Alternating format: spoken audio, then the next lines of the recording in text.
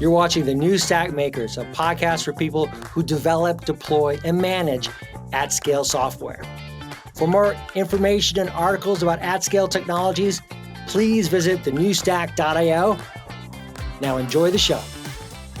Hello and welcome to the New Stack Makers podcast. I'm Charles Humble, an author here at the New Stack.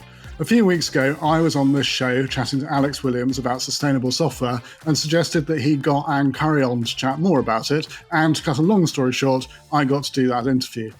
Anne is a tech veteran who's been a part of the industry as a developer, senior manager, and startup founder for nearly 30 years, working on everything from high-performance C software in the 90s to e-commerce in the 2000s to modern operations in the 2010s. She is a campaigner for future-proof sustainable systems and regularly writes and speaks on the subject. She is community chair of the Green Software Foundation and a co-founder of tech consultancy Strategically Green. She is also the author of so far 8 books in the science fiction panopticon series. I've got one of those here. And is the co-author of Building Green Software, this book, which is new out from O'Reilly, and it's excellent. Anne, welcome to the New Stack Makers. Hello.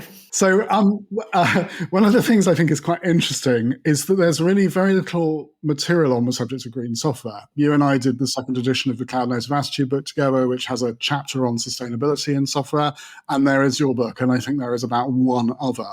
So obviously it's great to have this book out, but why do you think there is this sort of dearth of material in comparison to, say, the amount of books there are on AI or large language models that seem to be coming out every 5 minutes at the moment? Well, it's a very interesting question. Obviously, there are some good books that were. Tim Frith wrote a very good book about web sustainability more than 10 years ago now, and then nothing since. So why? It's an interesting one. It's really quite a complicated subject. It's full of misinformation. I can tell you why. It was a heck of a lot of work to write the book. There was loads of research involved. It's not single disciplinary. It's very multidisciplinary. It's just may have been, and things are changing very quickly in it. And it could be that it was until quite recently seen as more of a political issue than a practical issue. So, but fortunately now that has changed, and hopefully this is the first book. Building Green Software will be the first book of many. So, just, as a fellow writer, how did writing this book compare to writing one of your science fiction books? It was much, much more difficult than writing a science fiction book. And it took a lot. Even though there were 3 of us writing it, which was great. It made the book much better because we had more than one perspective on it. And Sarah and Sarah are both brilliant and both very different to me, and both really a full generation younger than I am. It's a little disturbing at times, but it meant that we had views from people earlier in their careers, and they're not at the start of their careers. So they're actually quite senior in what they're doing. But it was useful to have that, but it was also made it much more difficult because we had to unify the voices. But also, of course, it matters more. I mean, I don't say my science fiction books don't matter, because I'm very pleased with my science fiction books. They do matter, and but getting this book right really, really matters.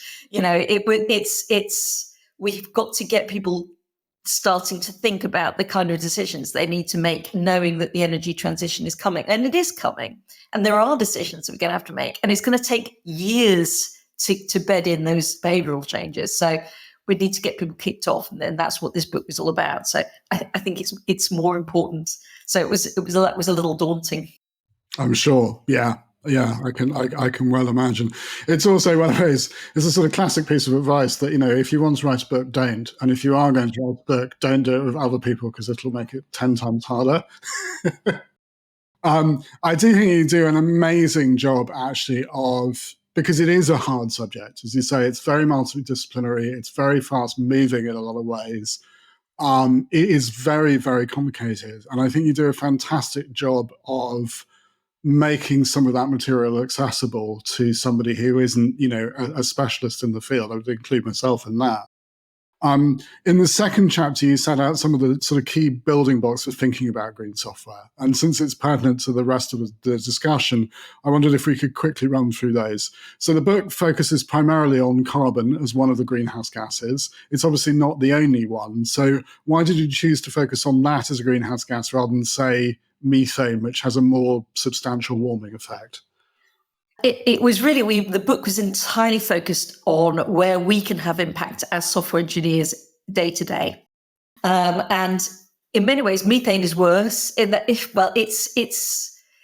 there's a lot of potential with methane. It has a massive impact very quickly, but then but it's quite easy to fix. If you turn off methane, then the effect is turned off quite quickly. Carbon lasts a long time, and it is the gas that is associated with electricity use, and that's where we can have our biggest impact as software engineers by far. So the book is entirely focused on where we can have an effect, really, rather than what is if there's some way that you can find a way to minimize methane emissions, then please do so. I'm not saying that methane is not an issue. I'm just saying it's not something that we have as many levers to pull as in the tech industry. Right, yes. I think something else that causes confusion is the difference between what we mean by climate and weather. So could you maybe unpack that a bit for us as well? Yes. So climate change is about things that are happening over a 10-year period. Even though at the moment it sometimes seems like it's happening over a month-by-month period, it's a general trend over a very large period of time, and it's an average increase in temperature over that period of time. It's the usual thing of just because there's global warming, it doesn't mean there'll never be a cold day ever again. There is plenty of variation, both within seasons and between seasons, on how warm it is. And that's weather. So it's a bit like the argument, but it snowed today, therefore there is no global warming. It was all a con, is a bit like the argument, and often genuinely meant. It's just the difference between long-term and short-term. You've still got short-term fluctuations, which are weather away from a long-term trend. I think in some ways it's quite similar to the argument that, well, there's no sea level rise because the sea level hasn't risen where I am. And in fact, there's something that climate scientists say a lot, which I quite like, which is the sea is not a bathtub. If Greenland melts, it will not. On the news, you often hear things like, "Oh well, it'll cause a 1 meter raising in global sea levels." Everybody goes, "Oh my God, the sea's going to go up near me a meter," but in fact, that's not the case. It will be vastly differently distributed. There'll be places where the sea will actually go down and places where the sea will go up. And it's because the system is very, very complicated. I was listening to a podcast the other day that was talking about the effect or the gravitational effect of the ice melt in Greenland having an effect on where the sea level will rise more than others. Because as Greenland melts, it becomes less massive, which has less of a gravitational draw on the water around Greenland. It's mind-bogglingly complicated. In fact, we'll never be able to predict it, really. We'll just have to find out what happens. So some places will have a really high sea level rise and some places won't. It's a bit like tides. It's really hard to do. I always thought that tides must be a lot more predictable than they are, and they aren't because the system is so complicated. Yes, absolutely. While we're in this sort of area, we should maybe talk about how global warming and climate change are related, because I think people tend to use the terms almost interchangeably, but they have subtly different meanings. Oh gosh, now you got me, because I can't remember what subtly different meanings. That wasn't my chat. Well, I guess there's a sort of general point here, which is when we talk about global warming, everyone, again, it's sort of the same thing about your points about local maximums and seeing, like, well, the sea isn't rising near me, therefore the sea isn't rising. It's not going to, we've just had probably the wettest winter that I can remember. We're both in the UK, and in the UK, it feels like it's rained more or less continuously for about 6 months. Everyone goes, well, that's not global warming. And it isn't, right? It's climate change. I think global warming is a slightly what we mean is that overall, if you look at like a graph of global temperatures, over time they go up. They're rising and actually rising very rapidly. But that doesn't necessarily mean that's what you experience where you are, right? It means what you experience where you are might be another more extreme type weather event. Really what we mean is that the climate as a whole is acting more extremely. It's one of those slightly unfortunate bits of naming or marketing or branding, something that we chose to call it global warming. Because I genuinely remember talking to people who were like, well, I live in the UK and it's freezing cold. Global warming sounds excellent to me. Do you know what I mean? It's like, it's a very unfortunate name, even though it sort of makes sense. I guess that was really the point I wanted to get across. Well, it's interesting. So, I do really like it I do actually kind of like it as a term, because it's all about there being more energy on the whole system, in the globe. On the earth, there's more energy in the earth, and energy means stuff happens. There's more extreme stuff happens because there's more energy in the system. So, global energy rise again sounds pretty good. Everybody go, oh, I'd love it if there was more. If I had more energy, that'd be great. But more energy is good and bad. Absolutely. So let's shift the conversation a little bit towards technology. So one of the key building blocks that you use in the book is this idea of energy proportionality. And that was an idea that came from Google in 2007. So can you talk about that a bit? Because I think for listeners who haven't come across it, it's a really sort of key thing to grasp from a technology engineering point of view. It is. So this is the reason why operational efficiency is so important when it comes to energy use in data centers or even on your own machine.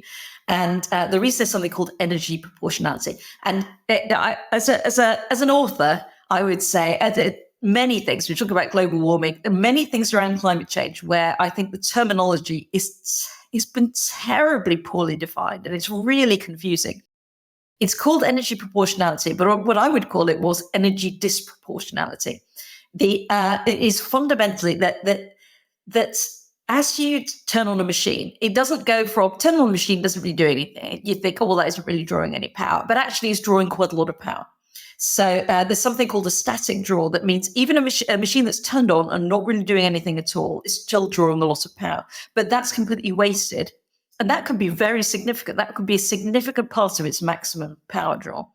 And that's wasted because the machine isn't doing anything. It's just on. And then as you start using it, it uses a lot of power initially. So to get to 10% utilization, it uses, again, a very large amount of power. It's 20% utilization again. And then as it gets more and more utilized, it uses proportionally less and less power. So fundamentally, a machine that's utilized less than 50% is really wasting a load of power. Everything you do every bit of additional useful work you get out above 50% is almost free. So you really want to be using that above 50% if you possibly can.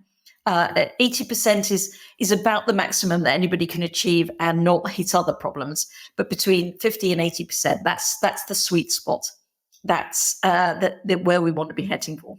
Right. And there's a lot in here, I think, because, you and I both kind of got our start in the industry at similar times. And I can certainly remember, when I was putting something into production and sizing it for the worst case scenario, and then probably doubling that and adding the number you first thought of. Because what you didn't want to do was not have enough hardware, because it was expensive and slow to rack more servers.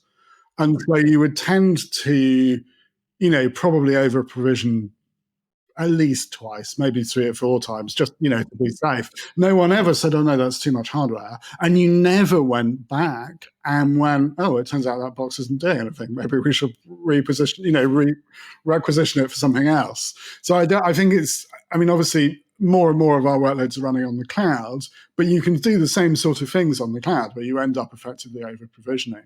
So I just think it's a really, really important thing to get across. Holly Cummings, who's at Red Hat, I believe now, has this idea of light switch ops, which is the ability to basically you should be able to switch your servers off when they're not doing anything and switch them back on again when you need them, and that not to be a problem, which again sounds really easy. You and I both know it's not, but it's a great idea. Yes, and interesting. She spoke at a conference about for me a couple of last month, I think, about the future of code efficiency, actually. And she was talking about Quarkus, the Red Hat Java platform, which is much more efficient. And it is a really excellent story of things that offer a lot of platforms are getting much more efficient under our feet if we use them and we migrate to the new versions of them. But it was quite interesting because she gave a little bit of an insight into where her motivation for light switch ops had come from. And it was that in the older versions of Java, Java systems, you never turned them off because you were always terrified that you might not be able to turn them back on again. And in fact, a lot of the rationale behind Quarkus, which I found really interesting, was that they wanted to be able to build a platform for Java that would encourage and support people turning it off and turning it back on again. Because, of course, you need to be able to turn stuff off and on again in order to make good use of modern ways that you reduce bloat and over-provisioning, like autoscaling. So autoscaling relies on you being able to spin up additional instances of things when you need to. If you're never all that sure that an instance will spin up or it's going to take you 3 hours, you can't use autoscaling. So it is quite interesting that speed of instantiation is very, very linked to reduction, to modern improvements in operational efficiency.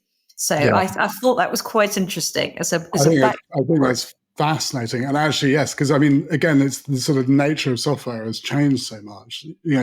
Java was designed to be long running, right? So you didn't care that it took a couple of minutes for the VM to start up, because what you were worried about was once it's up, I wanted to stay up for 6 months or a year or whatever without needing to be restarted. That was sort of the point. As with modern software, with sort of microservices, we spin them up and tear them down all the time. So what you want is something that will start up, that will start up very, very quickly. And a lot of work that's gone on in Java in the last few years has really been all about optimizing that startup time. And Quarkus is a really, really good example of that. We should maybe note as well that not everything that happens in a data center is going to power your compute rather. So you obviously have cooling and other overheads as well. Yes, you do. Yeah, it's and those things. We didn't really cover those in the book because it's not really something that software engineers have much effect over.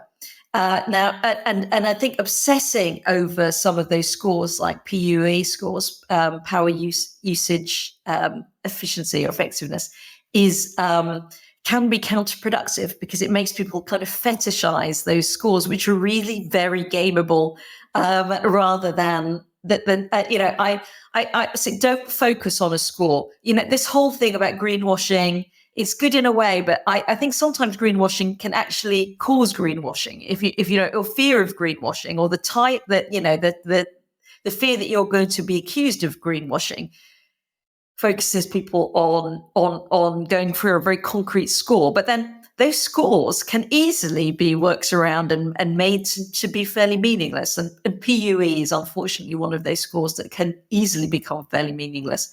And sometimes acts against other scores that will almost certainly also become meaningless, like water usage effectiveness. That power usage effectiveness and water usage effectiveness are often conflicting with one another because if you use more water, you use less power. But sometimes it's better to use the power. If your data center is powered directly off solar and it's sunny then why not use that power rather than curtail it? Power usage effectiveness is everything is context specific. There is no one score that is going to be useful in all circumstances at all times. One of the interesting things about climate change and renewable use is that it makes everything more context specific. We're moving away from the fossil fuel era where everything is quite predictable and easy to understand into a very much more dynamic world. And we just have to, a lot of what we need to do is become more dynamic to match that dynamic world. Right. Yes. Yes.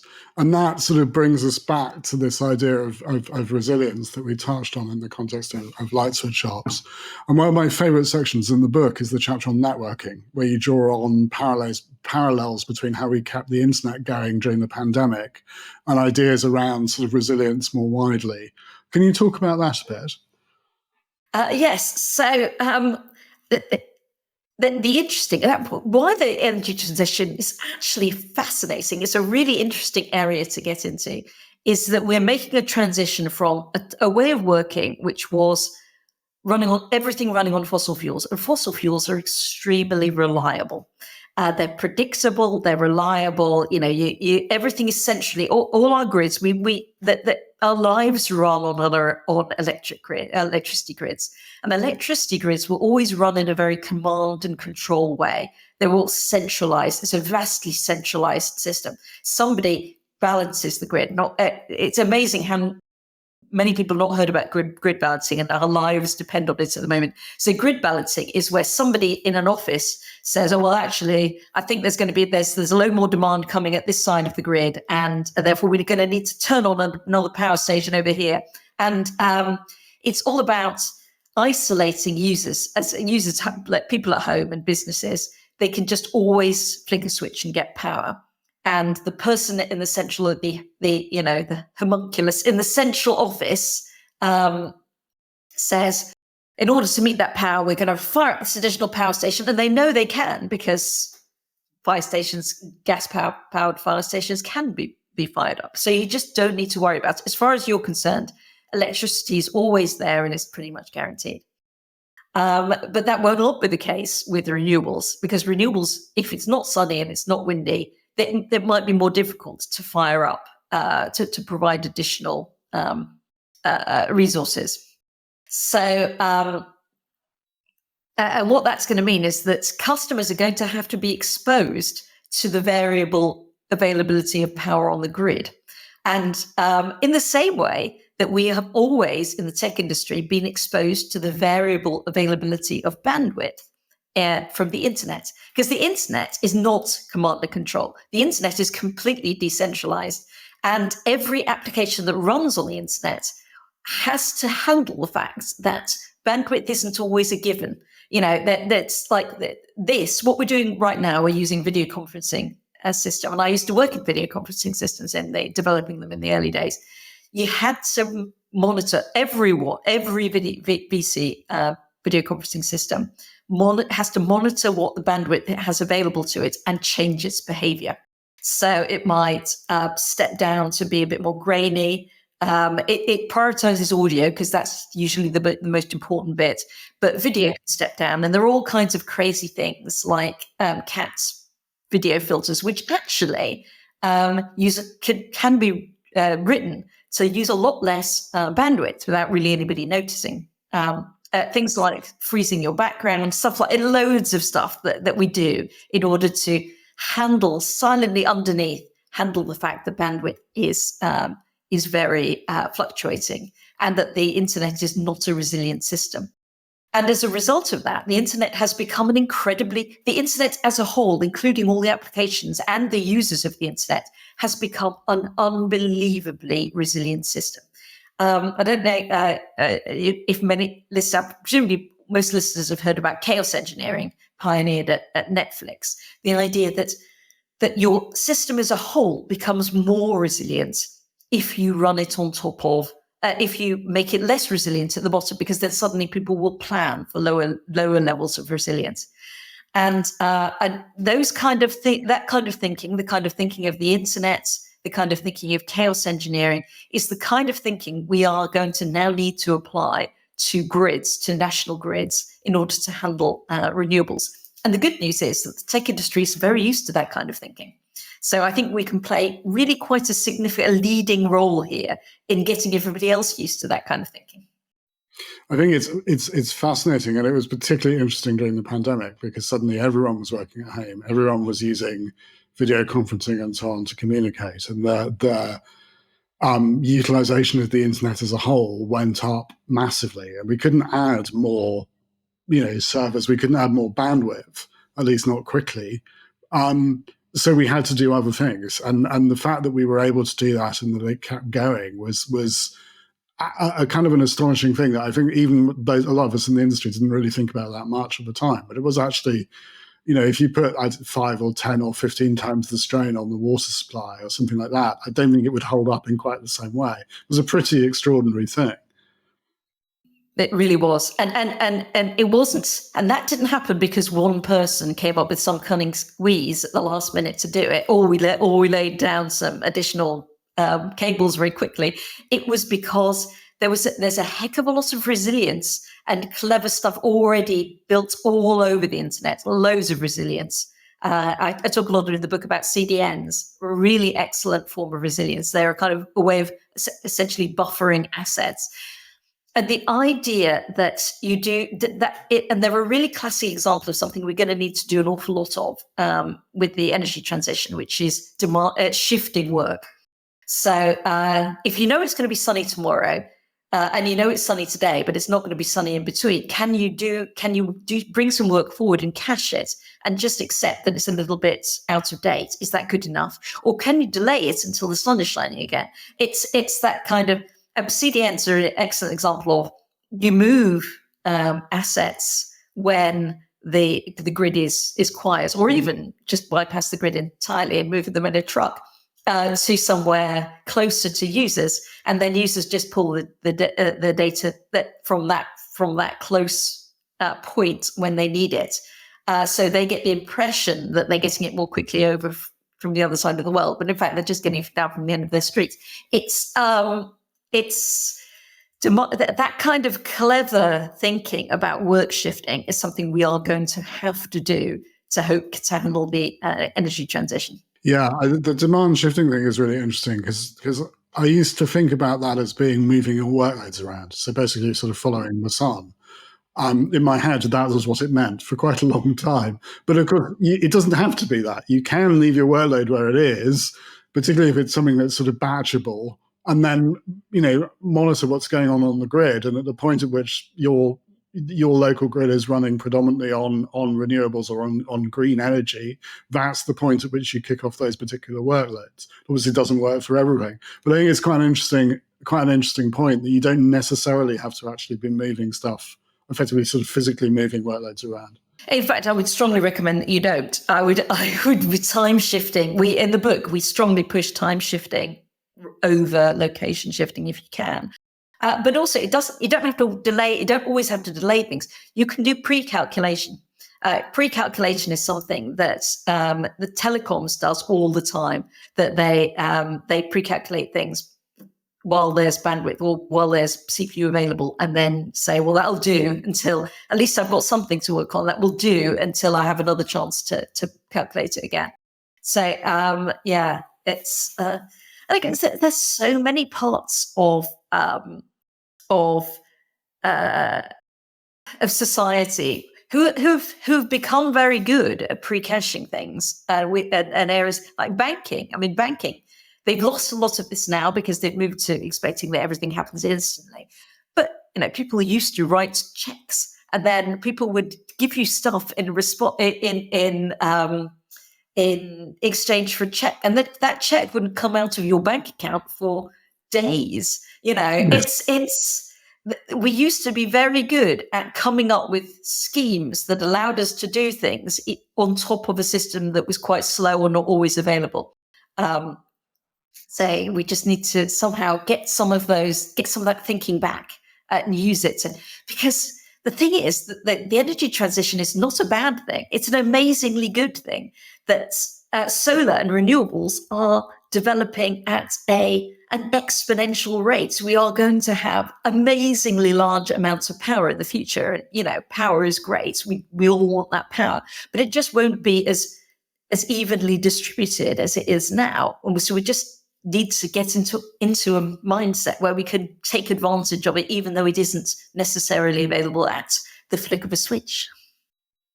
If we step up a level, one of the overall points you make in the book is that we kind of need to approach this from two different directions. So the platforms that we run on need to be greener, but users also need to be capable of migrating to those greener platforms. It's lift and shift isn't going to work, right?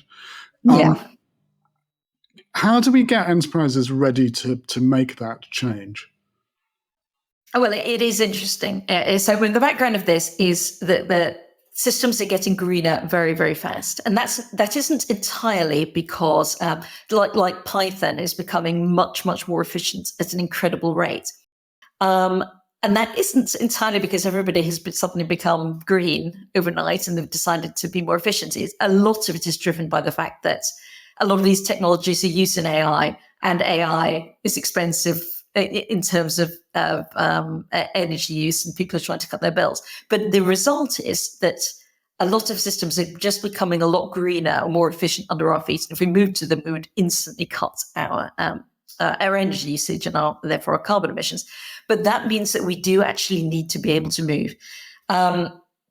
And it's something that that businesses have been doing for, I would say, about 10 years now. They've been adopting techniques that allow you to actually move and take advantage of new technology as it arises. And I think probably the people who've won the prize for coming up with the name for it, even if they didn't invent it, is the Dora metrics folk. And you know the whole push there with Dora metrics, with team topologies, and Matt Skelton and his group Manuel Pays, and they're all about organizational systems and technology systems that allow you to move faster. And I would say that those things are green, because they will allow you to use the greener platforms as they come along. I mean, one of the major issues with Python at the moment is it's become vastly more efficient, but people aren't necessarily always able to move to the more efficient versions because they don't have the ability to change what's going on. And I would certainly encourage people to read Accelerates, which is absolutely excellent. It really lays down the proof that that if you take smaller steps and you iterate more quickly, you can move more quickly. And I think that kind of thinking and that kind of approach is going to be required. It is effectively, Dora metrics are effectively green metrics. Yes, yeah, it's interesting you bring up metrics in general, because of course one of the great challenges of this sort of work is at the moment it's very, very difficult to measure. I mean, we're lucky that most of us have quite low-hanging fruit, and there are proxies we can use like cost and so on to get a sense of it. But hypothetically, if we get to a point where we have a reliable carbon metric, how might that play with, say, error budgets in an SRE sense? Well, it's interesting. So it was a chapter of the book, SREs and error budgets and carbon budgets, which I think is one of the better chapters. It wasn't my chapter because I'm not an SRE, but it was it's a fantastic chapter, and it's a fantastic concept.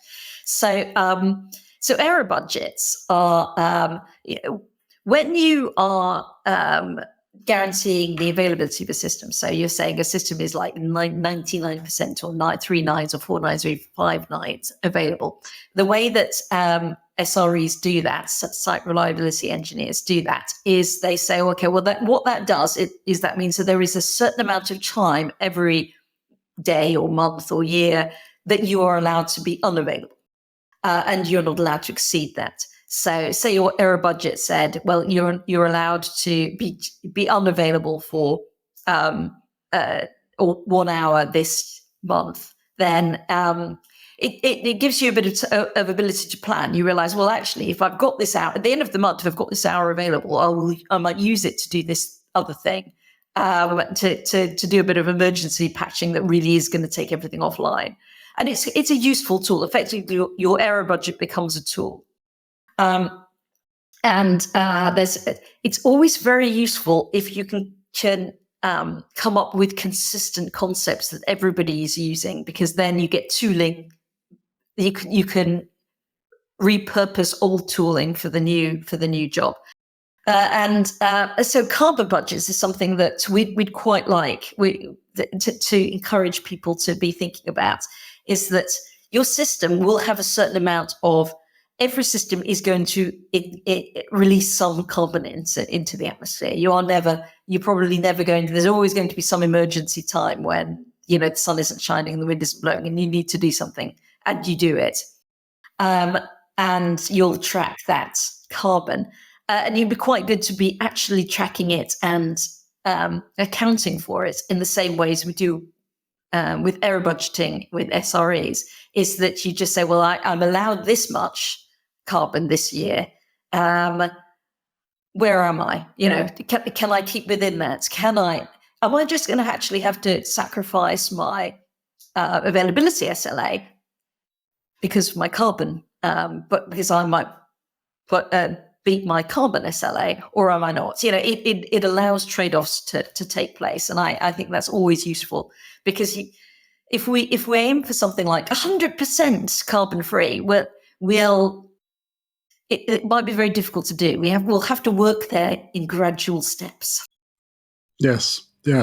Adrian Cockcroft, of course, who's again been on this show once or twice, who's now retired, but was sustainability lead at AWS towards the end of his career. And he talks about this idea that, one of the most useful things you can do a lot of the time is relax your SLA a bit, which I think is just, a lot of the stuff is a lot of the early parts of this, at least, are not that complicated. As you get further in, it gets more difficult. But the sort of early stages, there are quite big wins that are not that difficult to achieve. Do you have any advice for people who are trying to persuade their manager that this is all a good idea? So I think my main advice is to reassure your manager that what you're suggesting is not rewrite all your systems in Rust, because your manager is right to push back on that and say, well, I think we would go out of business if we did that, because they would go out of business if you did that. And also, this harks back to what we're just saying there. It's not the low-hanging fruit, and it's probably not actually ever the right thing to do for most businesses and most applications. What you should actually be doing is, rather than, it's easy when you see these charts and it says, but C is 100 times more efficient than Python. We should just, if we rewrote our systems in C, we'd cut our carbon emissions by 99%. And it's easy to go, well, I'll go straight for that. But in fact, energy proportionality means if you have not got your ops right, you won't get a 99% reduction in your systems, even if you do rewrite to do the work you need to do in a 1% of the CPU cycles. Because energy proportionality means, well, if the machine is on, then half of it is being used anyway. Now, the first thing you have to do is get your machine utilization up to 50% across your estate. And do that first before you do anything else, because otherwise, in the words of our ex-Prime Minister, you're just spaffing your efforts up the wall. It's useless. You're wasting your time if you rewriting your systems in C, if you do not have good operational efficiency. Because good operational efficiency will cut your carbon emissions by 75%, will also cut your costs by 75%, and it will make your systems just more secure as well, because quite a lot of the reasons why machines are underutilized is they're not really being watched. Maybe they're not being used anymore. Maybe people aren't paying attention to them, and those machines tend to be the machines that get hacked. So, I would say the first thing you do when you're attempting to persuade is just to reassure that when you say green, you don't mean rewriting all these systems in Rust. What you mean is getting your operational efficiency up and cutting your hosting bills. Yes. Yeah, absolutely. And it will be cheaper. And so many business conversations ultimately come down to money because, that's what businesses are for, right? Is making money, making a profit. Well, it's interesting you say that. I was talking to somebody the other day from an MNC who was using sustainability as the reason for driving their FinOps, because sometimes FinOps can be a bit boring and people don't want to get involved and they go, yeah, let's just pay the money. But sustainability is a hot topic right now. So sometimes actually the world is slightly changing. I think that sustainability might be a key driver in things rather than being something you try and hook on the back of cost savings. But I do think you absolutely need to reassure that when you're talking about being green, you're not effectively saying what we should do is turn off, is put ourselves out of business. You have to say, well, this is about us being a better business that's more profitable, and takes fewer risks. Because actually things like auto-scaling and they're less risky than over-provisioning. Over-provisioning is a way of providing resilience, is not a great way of providing resilience. Auto-scaling is better if you can do it. So it's more effortful, but in the end, you end up with a better result. And most of the things that we're saying at the moment are things that actually, it's interesting how many people at the moment are coming to me and saying, how do we use sustainability as the thing to drive the good behavior that we want? The better, the lower costs, the better resilience, those kind of things, which are extremely aligned because it all comes down to operational efficiency. That's fascinating. And thank you so much. It's been brilliant to chat to you for this episode of the New Stack Makers. Thank you. It was lovely to talk to you. If you like this video, please give us a thumbs up. And if you'd like to see more videos like this, you can always subscribe to our YouTube channel. We're on all the major social media platforms. You can always find us at thenewstack.io. We hope to see you soon.